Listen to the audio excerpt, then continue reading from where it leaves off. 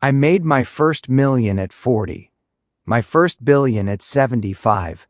You want to know the real difference between those two numbers? I finally stopped being a damn fool. Everyone's out here hunting for the golden key, the next 100 bagger, the perfect entry, the secret Discord group, the whale wallet that's going to 10 times their shitcoin. There is no golden key. There's only a very long, very ugly list of idiotic things smart people do to torch their capital. Avoid most of that list and the math starts working for you instead of against you. That's it. That's the whole damn game. I've had a front row seat for 60 plus years watching brilliant people, credentialed people, genius people methodically ruin themselves. Same 7 patterns. Over and over and over. You're probably running at least 4 of them right now, and you don't even see it. Most folks don't wake up to this until they're 65, broke, bitter, posting conspiracy memes about how the system is rigged. The system isn't rigged. Stupidity is just very expensive. This is the no BS checklist. The things that separate people who quietly compound into serious money from people who stay angry forever. Let's run it down. Mistake first. You insist on learning everything the hard way by bleeding your own money. Wrong century, wrong budget, wrong lifespan. I'm not intelligent enough, and neither are you, to afford the tuition of personally experiencing every possible way to lose money. So I stole the education instead. I didn't read motivational porn. I didn't read how I turned $500 into $50 million in 18 months. I read coroner's reports. Every major blow-up, every fraud, every bankruptcy, every spectacular flame-out since the South Sea Company in 1720.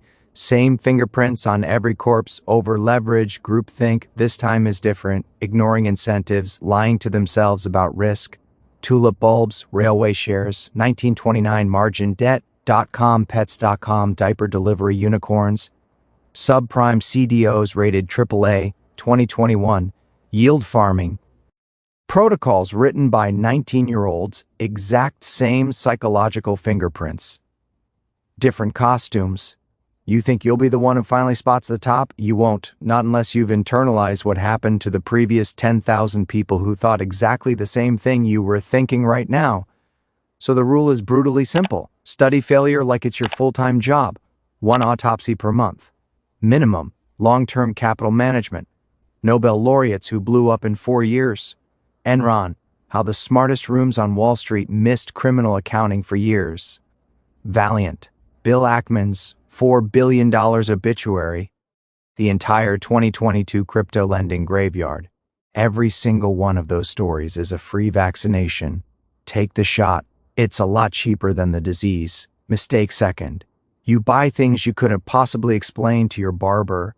If I can't explain it to a reasonably intelligent person in 2 minutes over coffee, I don't touch it.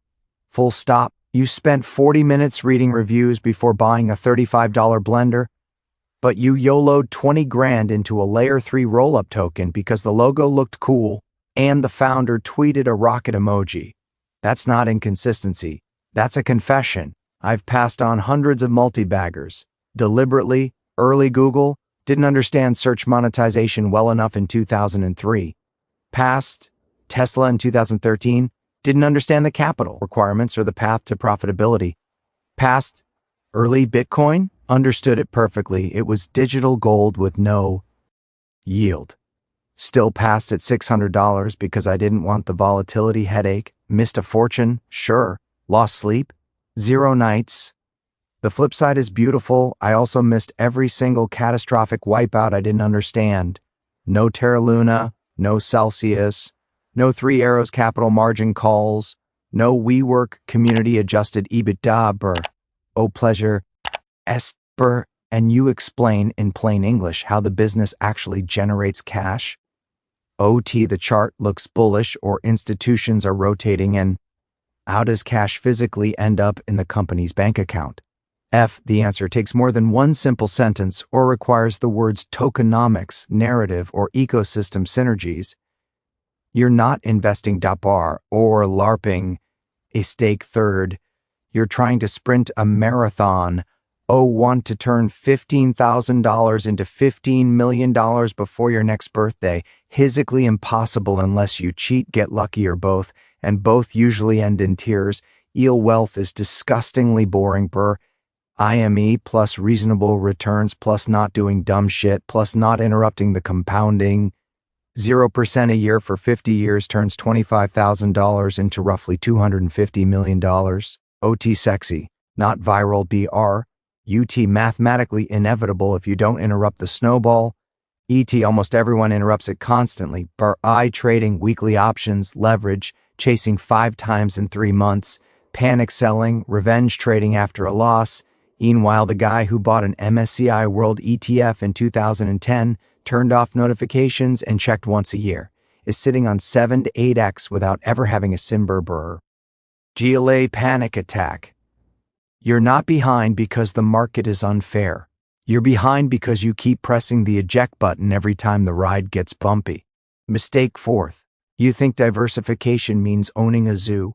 Wall Street's favorite sales pitch: diversify, don't put all your eggs in one basket. So people buy 47 stocks, 12 ETFs, 3 crypto baskets, some gold miners, some SPACs, some ARK funds, some frontier markets, some ESG nonsense, and end up with a perfect replica of the global market. Minus extra fees, extra taxes, extra confusion, and extra mistakes. Diversification is a safety net for people who don't know what they're doing. If you actually know what you're doing, it's an anchor. I had 80 to 90% of my net worth in one security for decades. I knew the business cold. I knew the management. I knew the incentives. Concentration plus understanding equal to asymmetric upside with controlled downside. You're not me. You're probably not Buffett either. Fine. Then aim for 6 to 12 truly outstanding businesses you've studied, like you were going to run them yourself. Not 60, not 600. 6 wonderful companies is enough diversification for one lifetime. If you can't find 6, then stop pretending and buy the damn index fund. Mistake 5th. You're leaking wealth through fees and taxes like a rusty bucket. This is the silent killer nobody wants to talk about because it's boring. 1% extra annual drag, fees plus taxes plus spreads plus stupidity, over 35 years turns $1 million of final wealth into approximately $700,000. The T's $300,000 you gifted to fund managers, exchanges, and the IRS. For nothing. Most active retail traders leak 3 to 5% a year when you count everything. That's not underperformance, that's financial self-harm. The fix is medieval in its simplicity. Minimize friction, lowest possible expense ratios, long holding periods, preferably decades, tax-efficient vehicles, no unnecessary trading. Every time you sell a winner to buy the next hot thing, you owe the government 15 to 37% right off the top. Then you have to outperform your previous position by that amount just to break even. Stop volunteering to pay the stupidity tax. Mistake 6. You let your amygdala run the portfolio. Your brain was optimized to keep you alive on the savannah. It is spectacularly bad at allocating capital over decades. Fear makes you sell at the bottom. Greed makes you buy at the top. FOMO makes you buy garbage at nosebleed valuations. Regret makes you hold losers forever. Every major market turning point feels like the end of the world or the beginning of paradise. Both feelings are usually wrong. Solution: pre-commit when you're calm. Write the rules. Lamination recommended. I will not sell quality businesses because the headlines are scary. I will not buy because my barber cousin TikTok is excited. I will not check my account more than quarterly. I will not change strategy because the last 18 months felt slow. When the next storm hits and your stomach is in knots, read the rules. Not Twitter, not CNBC, not your feelings, the rules. Mistake 7th. You keep quitting right before the compound interest engine starts screaming. This is the one that hurts the most to watch. People grind 3 to 7 years. Returns are mediocre. Boredom sets in. A friend 5x'd on some meme coin. Another buddy flipped NFTs. You feel like a sucker. So you bail, switch to real estate, then 4x, then options, then back to index funds, then crypto again, round and round. Never long enough for anything to work.